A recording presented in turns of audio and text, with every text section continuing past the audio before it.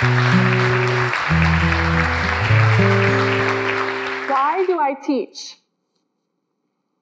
I choose to teach because kids need adults who believe that they can make a difference. I choose to teach because it's the profession of all professions. I choose to teach because it's my opportunity to create change in my community. I choose to teach so that I can empower kids to use their voice in this world. I didn't choose teaching. Teaching chose me. My story begins in a house trailer on Mason City Hill in Nelsonville, Ohio. See, I have no fond memories of that home. The only thing that I'm left with is the sound of fire burning and the vision of smoldering ashes on the ground. Our house fire was a total loss and left our family of 6 homeless, seeking refuge in a hotel for months. With the help of my grandmother, my mom quickly purchased a 2-bedroom home. Sale price, $10,000. That shack on the lower end of Chansey is what my siblings and I would have to call our new home.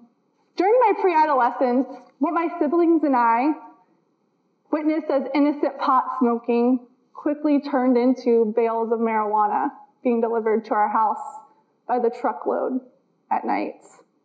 Our attic was no longer of use and became a grow room.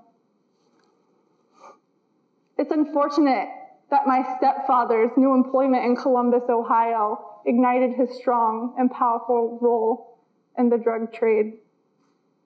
But as the story goes, one thing led to another, and by 12 years old, our parents, my mother and my stepfather, were addicted to crack cocaine. Ironically, though, as open as they had been about their prior addictions before this new white substance came to our home, I spent months and months in the 7th grade boggling my mind around what this new foreign drug was. I still hate that house in Chansey, and I still hate my parents' locked bedroom door. One day would go by, 2 days would go by. By day 3, the 5 of us, all 5 kids, were hastily instructed to get our socks and shoes on and get into the van for the next drug run. Every 3 days, repeat. There's one run that's left a lasting impression on my mind. It's December. There's snow on the ground, the ice-covered streets glistening in the moonlight. My mom explicitly told us kids, "Wait right here, I'll be right back." But hours and hours go by.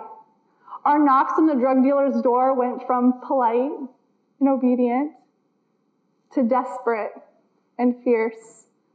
And with no response in sight, my siblings and I, we huddled in the front seat of our big van after turning on the ignition to stay warm through the night. It was then that my role had changed. I was no longer the oldest sibling of 5 kids. I could be better described as caretaker of 4 and stepdad's worst enemy. Every day I challenged my mother's addiction and her participation in the subtle abuse that came from her codependency. After years of advocating for change in my caregivers, I found myself lost, exhausted, confused, and tired of being the appeasing daughter and straight-A athlete that I was. It was summer of my 8th grade year. I finally decided I was going to move out, and I did. I packed all of my belongings, left my 4 siblings, and moved to my grandfather's house just a few blocks up the street. I would return home when the 4 younger siblings needed to get ready for school or they needed an afternoon meal. Other than those adult responsibilities, I found myself as a 14-year-old making the choice that I would submerge myself in athletics. I had finally found something for me. Due to my interest in getting away from home, my natural athletic ability, as well as I found this new sense of belonging, sports had become my therapy. And to my luck, I had a 5th grade teacher at Chansey Elementary named Sheila Ross. She found something in me. She was the varsity high school softball coach and looked at me, and without saying it, I knew that she saw me as a potential star athlete. I knew when she looked at me that she thought that I would play in college. But with that new acknowledgement, Miss Ross had her work cut out for her. She went to administrators, she went to community members, she went to other teachers, and she sought donations for basketball camp expenses. Her plan was to send me out of state every summer to hone this athletic ability. Humbled by the financial support of those community members who I worked so hard to please, I was finally on my way to Wilmington, North Carolina for a week of basketball camp. While there were many instances in my childhood where my teachers attempted to save me from the conditions of my upbringing, it was the drive to North Carolina with that one teacher, that one conversation, that one experience that changed my life for forever. This would be my first experience ever telling a teacher the raw truth behind the addiction, the abuse, and the unsanitary conditions of our home. I distinctly remember the exchange, or the lack thereof, between the two of us. I found myself 14 years old telling the first few chapters of my story and looking up and her saying nothing in return. I don't remember what I said, nor can I describe the pain that I saw in her eyes that day. But the advice that she would give me was the advice that would change my life for forever. I didn't know what she meant when she said it, nor did I know that it would be a message that I would live by in my adult life. But Miss Ross said to me, "Robin, you have to save yourself before you can save your family." Those meaningless words, with no purpose, no use, and no application to my life, stayed at the front of my mind as I attempted to figure out what she meant. What seemed like moments later, but it could be better described by a few weeks, I found my mom calling my grandfather's house, demanding that I return home. My mom didn't want me to come home because she knew I was safer there. However, her abuser requested it. This did not make sense to me. I explained in the most poetic and calm and confident way that I could, with compassion for my mother, that I couldn't return home because I knew that she couldn't protect me. So in that moment's notice, I had to relay the message to my mom that if you make me come home, I'm so sorry, but I have to call the police. One thing led to another, and I had to call the police on my mom. The police come. They talk to my mom. They talk to me.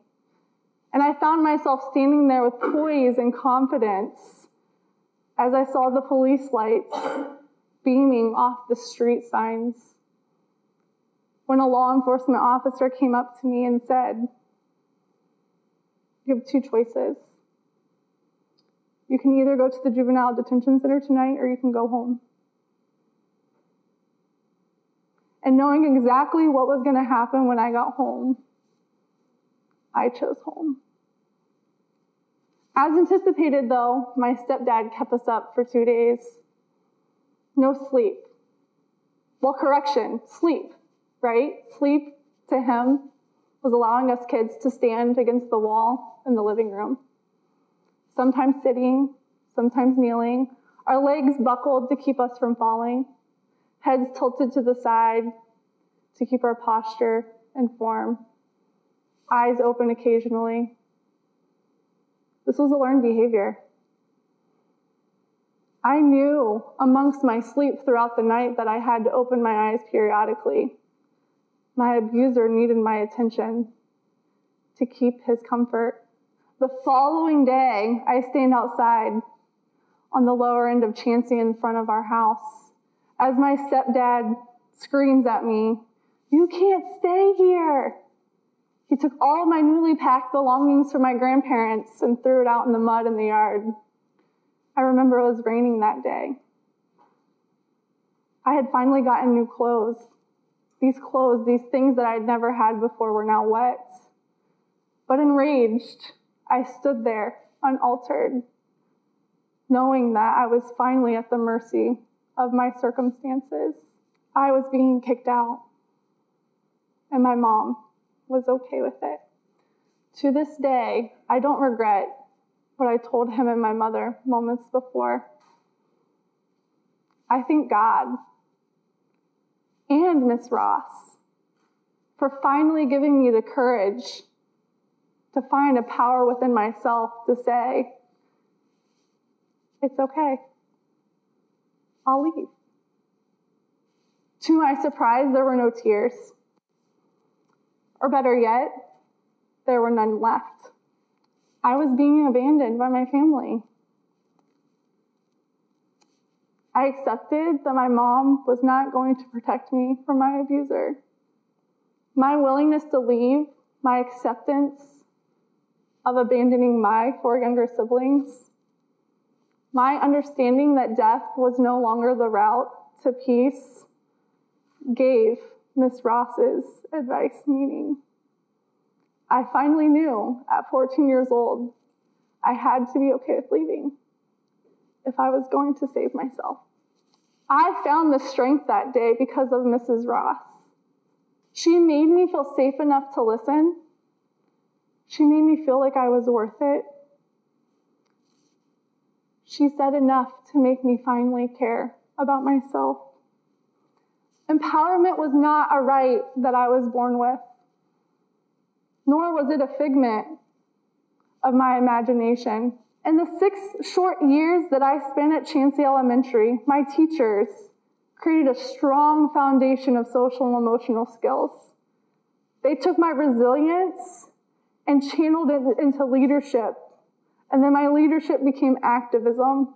I can't explain what teaching strategies they used, nor what theories they put into practice, but I know those teachers, my teachers, took what they knew about our community and they gave me the few tools that I needed to be successful in life. They didn't ignore state standards, proficiency tests, or yearly evaluations. Instead, among the harsh realities of the teaching profession, they taught kids in Chansey. They taught me how to use my mind well. My educational experience, my childhood, is why I teach differently. My role as an English language arts teacher is to teach kids skills in reading, writing, speaking, and listening. But my role as an English teacher in my community is to teach kids how to articulate on behalf of themselves.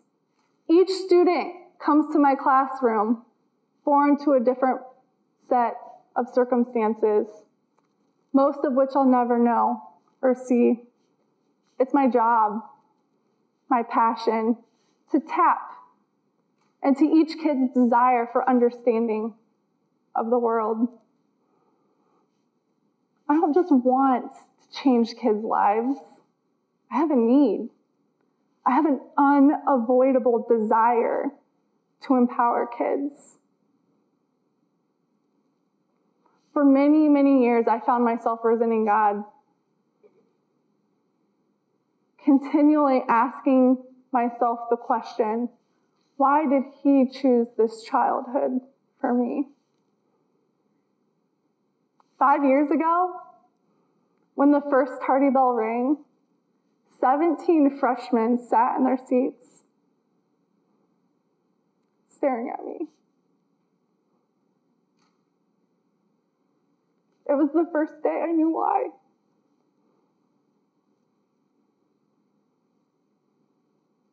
I realized then, and I know now, I was born to empower others.